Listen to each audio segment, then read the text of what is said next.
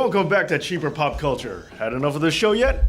Well, too bad. Now today, it's time to remember the 5th of November.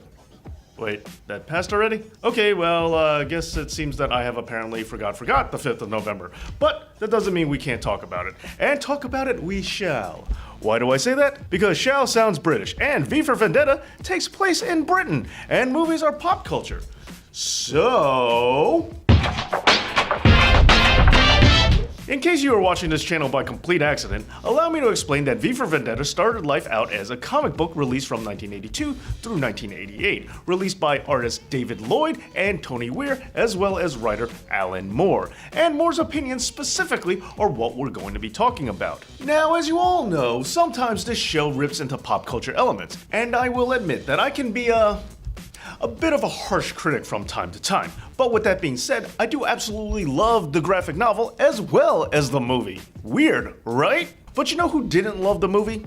Alan Moore, along with others. So in this episode of CPC on the DKC, I'm going to tackle what's the problem with V for Vendetta, the movie.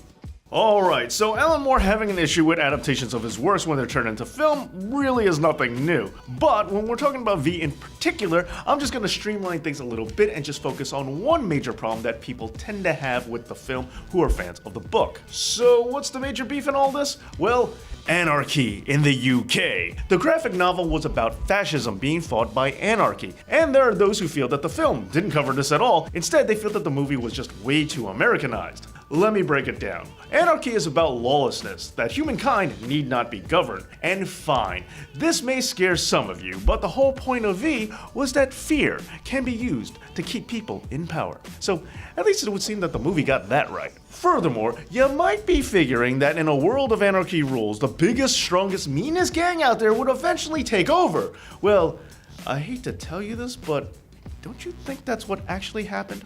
Anyway, I would also like to point out that just a few years later, and DC Comics would make the film The Dark Knight, a movie where the central villain was an anarchist. So I guess it's no surprise that they didn't really know what to do when they decided to make V, an anarchist, a hero in his own movie. But with that being said, anarchy is just one extreme on the spectrum, and the easiest way to showcase it as a heroic act is by using it to fight the opposite extreme. Fascism, because fascism is the complete opposite of do as you please. It's a total authoritative control under the rule of extreme nationalism, or in other words, strength through unity, unity through faith, as was said in the movie, or in other words, strength through purity, purity through faith, which was Nosfire's slogan in the comic book. And while these phrases do sound similar, they definitely don't mean the same thing, and this further serves as an example of the differences between the movie and book. Another prime example of the differences is that book world is way worse for women. In the film, a woman can get a nice job and have her own apartment. In the graphic novel, a woman's only real options are either get married or get to hooking.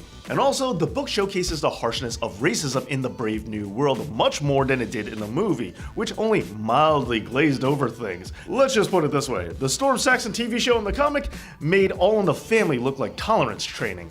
Now, overall, what's with these changes? What is the deal? Well, the film seems to be more about anti-conservatism, specifically American conservatism, and not fascism, let alone anti-British fascism. And there is a very distinct difference between these ideas. The film puts more emphasis on anti-war and anti-fear-mongering, with the plot being about national tragedies being staged by the government in order to seize control over a frightened and vulnerable populace. Where the book was about a post-nuclear war England that had a fascist government take over, forcing everyone into their regime by pitching the idea that a pure Britain was the strongest and best Britain, and that absolute belief in the system is how England would prevail. And the book also does a great job of illustrating how fascism can easily be manipulated from people's idea of justice. This was done in my favorite part of the book, where V talks to a statue of Lady Justice and treats her as if she was a jilted lover. This scene was cut from the movie. Now, why did these changes happen? Well, the major reason probably has to do with the film being an American movie with a screenplay written by American people, who are just putting their own spin on the story, centering around issues that Americans tend to focus on, such as war, terror, and the whole conservative versus liberal thing. The book, in contrast, is an English graphic novel from the 80s, and it was meant to reflect on concerns more prevalent to British people of that time, such as nuclear war and fascism. And while World War II and the Nazis did directly impact Europe more so than America, I'm more specifically talking about British fascism, which has been a reoccurring movement since the 1920s that seems to continually have a resurgence from time to time with groups such as the British movement in particular. And really quickly, while there are many other differences between the graphic novel and the movie, I would just like to throw out a few quick ones here. In the movie, V blows up the Old Bailey and then Parliament. In the book, he blows up Parliament and then 10 Downing Street. Also, Evie takes on the mantle of V at the end and addresses the people in the comic where she isn't seen to do so in the film. And most importantly, Iggy's in a basket. Not in the comic. I don't even think that's British. Anyway, weird closing note to end on, but bye.